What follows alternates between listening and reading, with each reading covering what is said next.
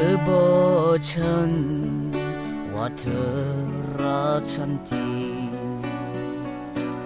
ไม่มีใครที่เธอจะรักเท่าฉันและไม่มีวันที่เธอจะทิ้งฉันไปถึงแม้จะเป็นยังไงจะอยู่กับฉันจนวันตายแล้วมามื้อนี้เห็นเธอไปกับคนอื่นเธอรู้บ้างไหมว่าฉันเจ็บหัวใจ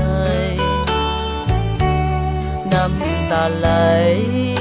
ร้องไห้ให้เธอกลับมาแต่เธอก็ทำท่าทำใจไม่รู้ตัวฉันเลยไปเจอคนรวยก็เลยเปลี่ยนไปทุกอย่างเกลียดคนใจดำอย่างเธอจนวันตายคำพูดของเธอบอกว่ารักฉันจริงวันนี้มันไม่เป็นจริงสุดท้ายได้แต่น้ำตาไม่เป็นอะไรถ้าเธอคิดดีก็ตามใจมือไรเข้าทางน้ำตาเธอไหล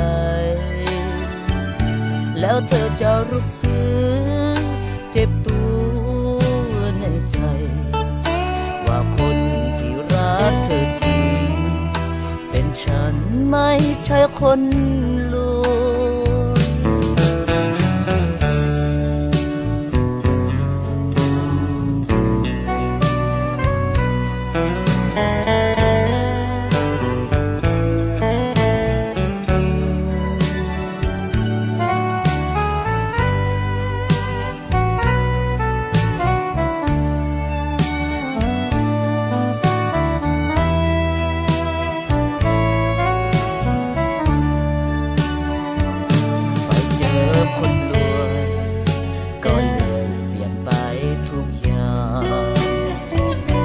อย่าคนใจด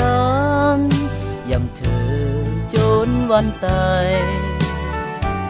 คำพูดของเธอบอกว่ารักฉันจริง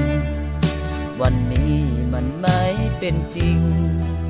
สุดท้ายได้แต่น้ำตาไม่เป็นอะไรถ้าเธอคิดดีก็ตามใจมือไรเข้าทางน้ำตา